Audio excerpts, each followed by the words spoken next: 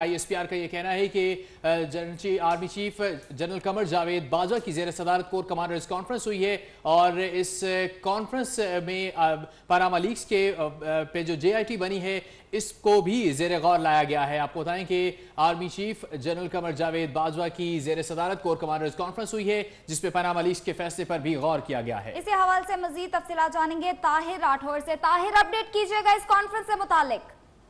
देखिए, ये 202वीं core commander conference थी और मेजर जनरल आसफ गफूर जो DG ISPR हैं, उन्होंने ट्वीट के जरिए ये बताया है कि कोर कमांडर कॉन्फ्रेंस में ऑपरेशन रद्दुल फसाद की मुस्बत पेशरफ्त के हवाले से भी गौर व किया गया और बिलखसूस इस कोर कमांडर कॉन्फ्रेंस का जो अहम तरीन एजेंडा था वो पनामा लीक्स पर हालिया आने वाला सुप्रीम कोर्ट का फैसला है और इस फैसले के हवाले से ये वादा किया है कोर कमांडर कॉन्फ्रेंस ने, बल्कि इस अज़्म का इजहार किया है कि सुप्रीम कोर्ट ने पाक फौज के जो नुमाइंदे इस कोर कमांडर इस JIT में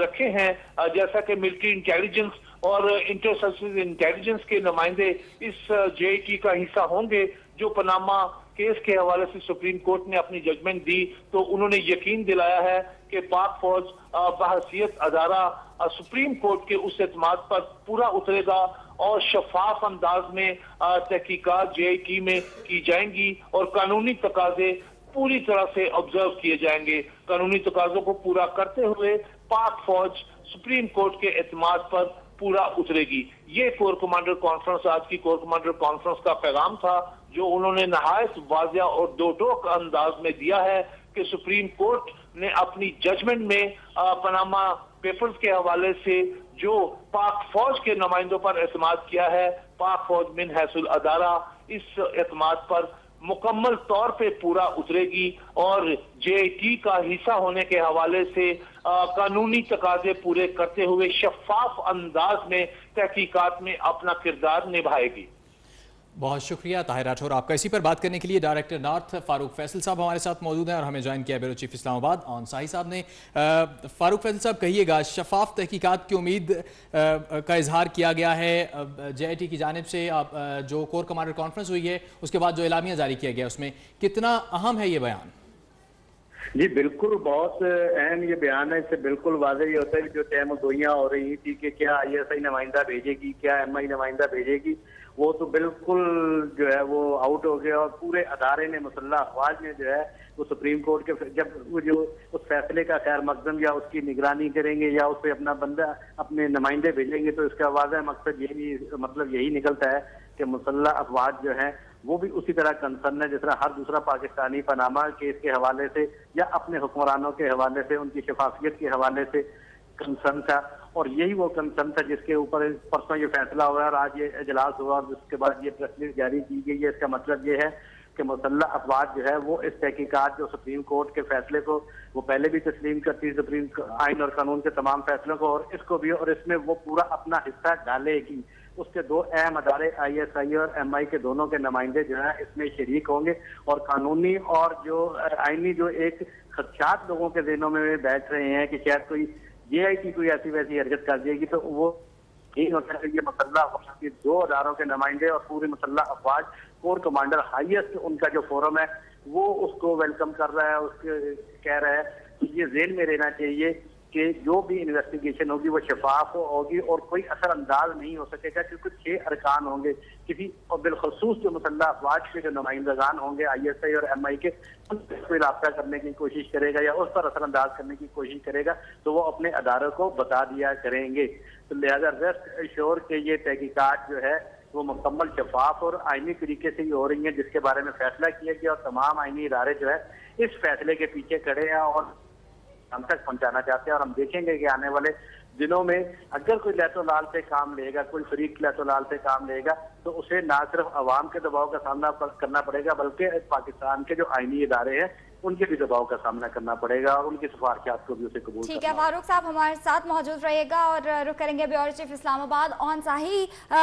की जानिब। ऑन साहब, ये ISPR की जानिब से बयान तो आ गया है, बताइएगा कि JIT की तश्कील के लिए किन किन नामों पर गौर किया जा रहा है? जी बिल्कुल, ISI या MI ने अभी तक कोई नाम नहीं दिया और सबसे पहले ये जो इसकी ओनरशिप है मीडिया जो इंस्टीट्यूशन ने की है उस पर। दूसरी तरफ जो जितने भी हमारे सिविलियन अदारे हैं जिसमें नैब है, FIA है, उसमें तो ये सारा प्रोसेस चल रहा है। SCCP है और वहाँ पे कल भी आज भी मीटिंग्स हुई हैं, फ्राइडे को भी वहाँ पे कुछ मीटिंग्स हुई थी, लेकिन सारी नजरें इस वक्त लगी हुई थी MI और ISI की तरफ। और कुछ जो JIT पे बहुत ज्यादा शोर हो रहा था, कुछ पॉलिटिकल पार्टीज हैं जिन्होंने JIT पे काफी अदम इत्मीनाद का इजहार किया था। तो एक चीज तय हो गई है कि जो इदारा है, जो इंस्टीट्यूशन है फौज का, उसने एक तो जो सुप्रीम कोर्ट का फैसला है उसको मनोअन तस्लीम किया है, और दूसरा वो जिसके अराउंड सारी जो चहमगोइयां हो रही थी, जो उसके अराउंड सारी बातें चल रही थी JIT के, उन्होंने ये भी कहा है कि JIT एक लेजिटिमाइज चीज है और उसमें वो जाएंगे। और फिर उसके साथ एक और चीज है कि जिस किसी एक इंडिविजुअल पे, मिलिट्री की जो सीनियर लीडरशिप है, अगर किसी एक इंडिविजुअल पे कोई क्रिटिसिज्म हो रही है तो उसको सारे के सारे इंस्टीट्यूशन जो है वो अपने ऊपर ले रहा है। और उसकी रेमेडी के तौर पे उन्होंने ये किया है कि अगर किसी एक इंडिविजुअल पे हो रही है तो ये फिर एक इंडिविजुअल की, पूरे इंस्टीट्यूशन की, या किसी एक विंग की नहीं, पूरे इंस्टीट्यूशन की जो है वो लोग होंगे जो इसमें। तो अब इसके बाद जो अगला अमल है, अब आपको पता है कुछ टाइम दिया था सुप्रीम कोर्ट ने, और अगले 2-3 दिन के अंदर अंदर हर हाल में ये देने होंगे MI और ISI को नाम। और आज जो हुआ है इसका मतलब है कि डेफिनेटली अगले 2 या 3 दिन में हमारे पास नाम आ जाएंगे JIT पे, और सुप्रीम कोर्ट के फैसले पे उन्होंने मुकम्मल एतमाद का इजहार भी किया। जी ठीक है, ऑन साही आप हमारे साथ मौजूद रहेगा। फारूक साहब, आपसे सवाल है कि अब तक बाकी सियासी पार्टीज की जानिब से तो हुकूमत को काफ़ी दबाव का सामना करना पड़ रहा था, और अब ISPR की जानिब से भी आज इस फैसले के बाद आपको नहीं लगता कि अब हुकूमत पे ज़्यादा दबाव है?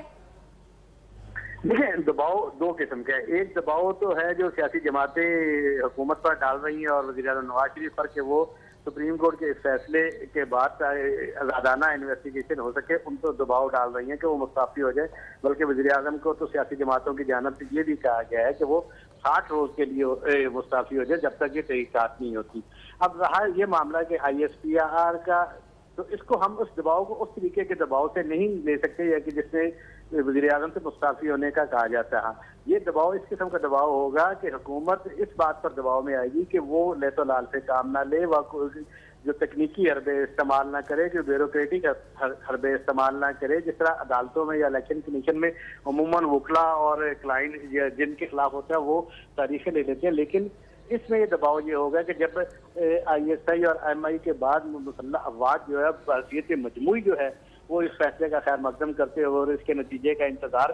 करती है, तो दबाव ये होगा कि इसमें लेतो लाल से काम ना लिया जाए और वो तमाम सवालात जो हैं जिनके जवाब मांगे गए हैं वो उन्हें दें। अब ये इनकी मर्जी है हुक्मरानों की, वो क्या जवाब देते हैं, उससे जॉइंट इन्वेस्टिगेशन टीम जो है वो मुतमिन होती है या नहीं होती। लेकिन दबाव डाला जाती है हवाले से वो ये दबाव होगा कि इसमें हुकूमत को या जिनके खिलाफ ये तहकीकात हो रही हैं, जिसमें हुक्मरान खानदान का अमल है, वो कोई लेतो लाल से काम ना ले सके, वो लोगों पर जॉइंट इन्वेस्टिगेशन टीम के अरकान पर असरअंदाज ना हो सके। इस प्रेस रिलीज से ये चीज जो है ये सामने आई है कि ये तहकीकात भी होंगी और उन पर कोई असरअंदाज भी नहीं हो सकेगा, क्योंकि अदारे एक तरफ सुप्रीम कोर्ट खुद अपनी मॉनिटरिंग कर रही होगी, हर 15 दिन बाद उसके पास रिपोर्ट आ रही होगी, और दूसरी ये जो अदारे ISI और MI के अफसरान होंगे, जो नुमाइंदे होंगे, वो यकीनन अपने अपने अदारों को भी तमाम इन्वेस्टिगेशन से आगाह रखेंगे। जी फारूक फैसल साहब, ऑन साही साहब, आप दोनों का बहुत शुक्रिया।